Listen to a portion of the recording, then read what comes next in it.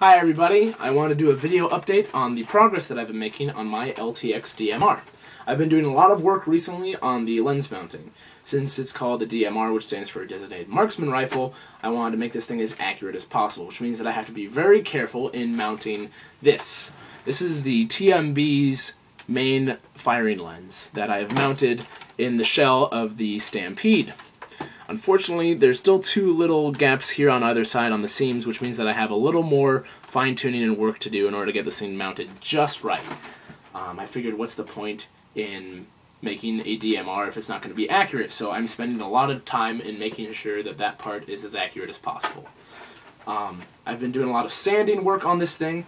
The Stampede, or a lot of the new Nerf blasters in general, have this digital pattern that's etched into the shell. You can kind of hear my fingers running over it. Probably doesn't show up very well on the video.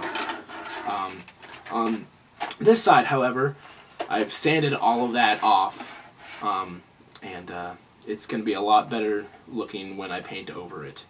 So there's that work that I've been doing. If you're familiar enough with the Stampede, you'll notice that there is not a carry rail on here. Carry rail would have gone from here up and over this portion and landed about here. I didn't really like that part of the design. I think it looks a lot cooler with it off, so I just hacked it off. Unfortunately, it didn't leave me with a very good option for aiming on the rifle as is. There's this point here and a point on the end of the barrel that technically act as iron sights, but I can't really get low enough on this thing to get a good shot on there. So instead, I'm going to be mounting a weaver rail, which will land right on this panel here. The problem with mounting it there is that there's a seam right down the center. So what I'm going to have to do is put a metal plate underneath and then have two screws come up through this point and attach to the weaver rail on top. If I just take the weaver rail and screw two holes through there on this seam, it's going to fall out after a while. Trust me, I've tried it. Bad idea. Gonna mount a red dot sight on that after I'm done. Next, I wanted to go over my two favorite features that I'm going to be carrying over from the Nerf, or the Tiger LTX. This is the Nerf version. One of the features is the reload feature that I've kind of turned into a handicap on the DMR. The other feature is the shield, which I think that I've... Good luck. Thank you. I think that I've improved. The firing on the LTX, 10 shots, and then you're out of ammo.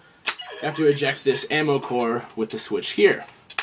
While it's out, there's an orange light that glows, and there's this little ticking noise until you put it back in.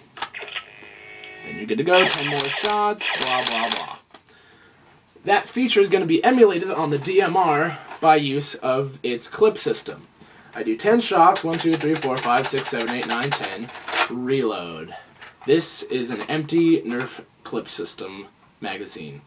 The DMR will be able to use any Nerf clip. I'm just going to happen to use this one, put some weights in there so that way it comes out a little bit better, and paint it so that way it's not yellow. Put it back in there, and you got 10 more shots.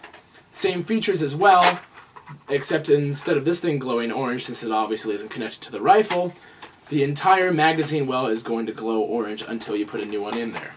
There's a switch, I don't know if you can see, that's right in there. That's actually an electronic switch that senses when the clip is out. So it's going to utilize that to tell when the clip has been ejected for a complete reload cycle. The other feature on the LTX that I'll be using is the shields feature. When you press forward on this trigger and hold it down, you get shields. When you let go and try and use it again quickly, it doesn't work.